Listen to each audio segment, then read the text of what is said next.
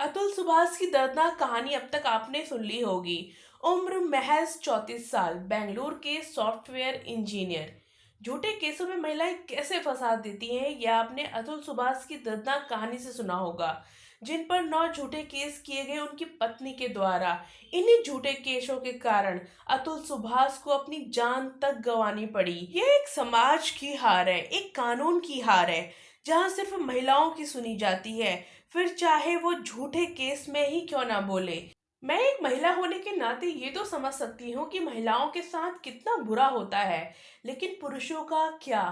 जैसे महिलाओं के साथ गलत नहीं होना चाहिए, वैसे ही पुरुषों के साथ भी गलत नहीं होना चाहिए, फिर चाहे इसमें महिला ही क्यों ना गलत कर रही हो। असल में तो जिसकी गलती हो सिर्फ उसे ही सजा मिले, लेकिन हमारा कानून, हमारे वहां बैठे जज, कांस्टेबल ये पूरी कोशिश करते हैं कि पुरुषों को कैसे लूटा जाए। आज इस वीडियो में मैं पुरुषों के लिए बात करना चाहती हूँ। कैसे कुछ गलत औरतें उन्हें झूठे केस में फंसाती है और इससे निकलना कितना मुश्किल होता है, ये सिर्फ पुरुष जानता है, क्योंकि इसमें पुरुषों का सब चला जाता है। मैं पुरुषों से कुछ कहना चाहती हूँ।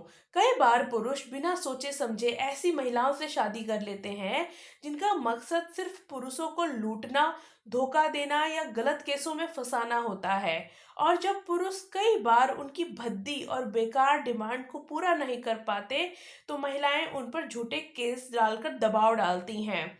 उनका काम, उनका मान सम्मान सब बर्बाद कर देती हैं, जिससे कई बार पुरुषों की नौकरी तक चली जाती है। और हर साल झूठे केसों में कई पुरुष सही होते हुए भी अपनी जान तक गंवा देते हैं।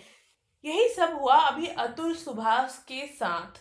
अगर वो वीडियो बनाकर अपनी पत्नी की, उनके परिवार वालों की सच्चाई ना दिखाते, कोर्ट में बैठे उन करप्ट जज और कांस्टेबल की बात ना करते, तो कोई नहीं जान पाता कि उनके साथ आखिरकार हुआ क्या है। उनके आरोपियों को सजा तक नहीं मिलती, वो खुला घूम रहे होते और पता नहीं किसी और की जिंदगी बर्बाद कर देते। अतुल सुभाष ने जो किया वो बेशक गलत था। दुख, तकलीफ, आत्मसम्मान जो भी उनके मन में चल रहा था, वह बहुत गलत किया उन्होंने। ये बात सच है कि उनको ये नहीं करना चाहिए था। बेशक वो लड़ते, झगड़ते, लेकिन अपने आप को खत्म नहीं करना चाहिए। पुरुषों पर मारपीट, दहेज का और अनवांटेड सेक्स का केस डाला जाता है। ऐसे केस में पुरुषों को मानवाधिकार आयोग की मदद लेनी चाहिए। अपने पक्ष में सबूत और साक्ष्य इकट्ठे करने चाहिए। सबसे पहले खुद ही ऐसी महिलाओं पर केस करें जो आपको हैरेस कर रही हो, और हर चीज की रिकॉर्डिंग अपने पास रखे। जब भी आप मिले तो कैमरा ऑन रखे। और पुरुष आयोग का जो भी बात चलती है, तो मुझे ऐसा लगता है कि पुरुष आयोग जल्द से जल्द बनना चाहिए।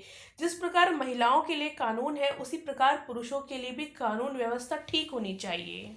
मैं उन पुरुषों से कहना चाहती हूँ जो अपनी परिस्थितियों से इस वक्त लड़ रहे हैं, अपनी जिंदगी को खत्म ना करें। मुसीबतें कुछ महीनों साल की होती हैं। कई बार जिंदगी आपको दोबारा खुश रहने का मौका देती है। हौसला रखें। और अगर किसी महिला के साथ रहते रहते आपको यह लगे कि यह गलत है, तो कोशिश करें उससे पहले ही दूर हो जाए, क्योंकि इंसान की फितरत नहीं बदलती। अपने हक के लिए आवाज उठाएं। जो अन्य पीड़ित पुरुष हैं उनकी मदद जरूर करें। कई परिवारों में देखा गया है कि जहाँ पिता, पति, भाई, ससुर के साथ गलत होता है, जो कि नहीं होना चाहिए। जिस प्रकार महिलाओं के साथ कभी बुरा नहीं होना चाहिए, वैसे ही पुरुषों के साथ भी गलत नहीं होना चाहिए। और हमारे कानून व्यवस्था को थोड़ा व्यवस्थित होने की जरूरत है, जहाँ महिलाओं के साथ साथ पुरुष की भी सुनी जाए।